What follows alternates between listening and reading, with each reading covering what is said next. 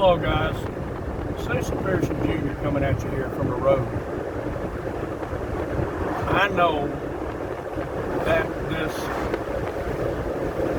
seals, vials, trumpets, oh my series has got a lot of people upset. Because they don't want to think about bad things that might happen to them or to their family.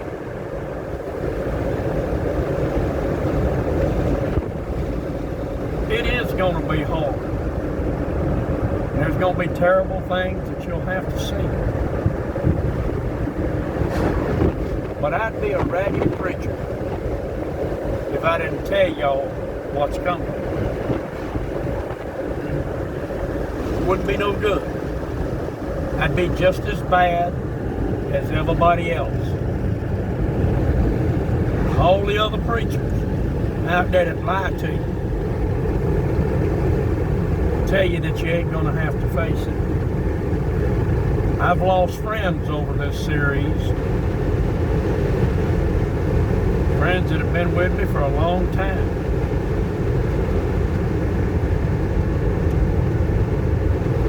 But I still just don't want to preach it. It's like I just don't have the heart to preach this. But I have to. And I kind of get what Jesus meant in the garden when he said, "Let this cup pass from me.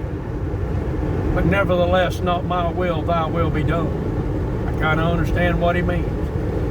He didn't want to have to face the cross. Nobody wants to have to face their own mortality. But he went to it. He went to it willingly.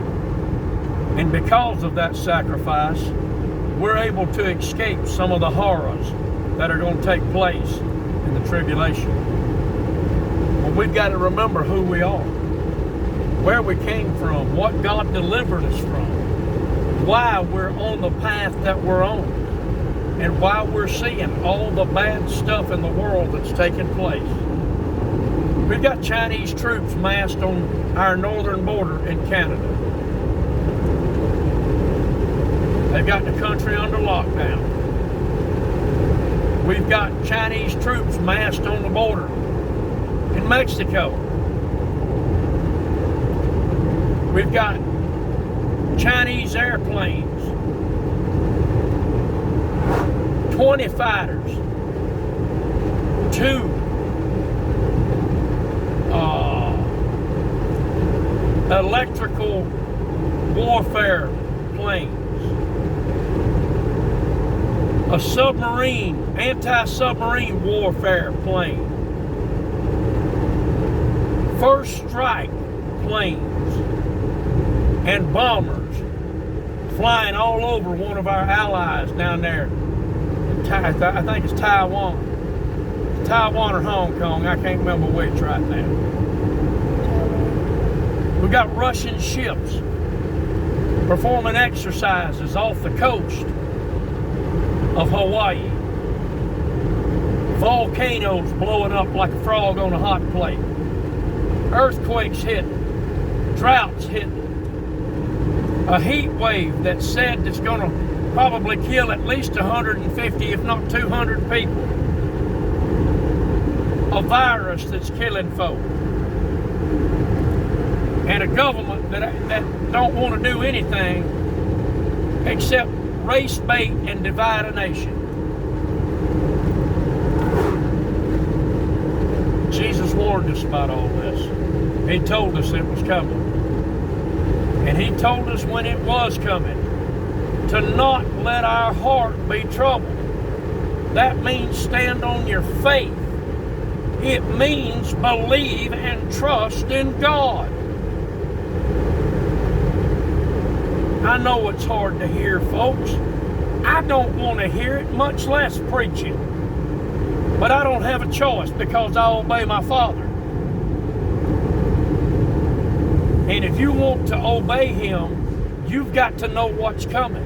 You've got to know just how devastating this thing is going to be. And I'm sorry if it doesn't fit what you've always been taught about God's going to take us out of here before the bad stuff happens. But Jesus said that's not so.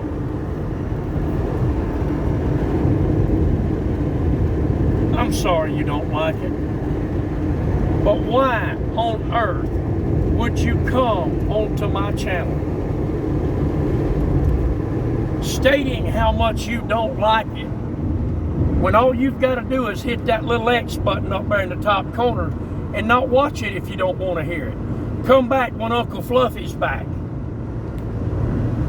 But right now I can't be Uncle Fluffy. Now tomorrow we're going to finish this Seals, Vials, and Trumpets series tomorrow. It'll be done. Thank God it'll be done. And I can only hope and pray that He will allow me to go back and just preach and not have to go through all of the devastation. You think it's easy being me, doing my job? I worry about each and every one of you, and I pray for each and every one of you every day. My daughter Maddie's behind the camera. She can tell you right now, I pray for you. Yeah. But I can't pray away the tribulation, and you can't either. I can't change the way your heart receives it. Only you can do that. But what is the harm in believing what Jesus said, that you're going to have to go through it, rather than just being stuck, basically stuck on stupid, and believing what these raggedy lying preachers are saying? You want to believe what they say, fine, believe it. But at least have your house in order where you can make it in case they're wrong. You know, I've got car insurance on my car. I just went around the mailman. I hope to never have to use my car insurance. But if I do, it's there. Let Jesus be your insurance. Let His teaching be your insurance. Let your faith be your premium. Build your faith to the point to where you pray you don't have to go through it, but are ready to face it in case you do. What if Brother Cecil is right and all these raggedy preachers are wrong? What if Jesus was actually telling the truth? I wonder if you'll be ready when these days get nasty, and that's coming quickly.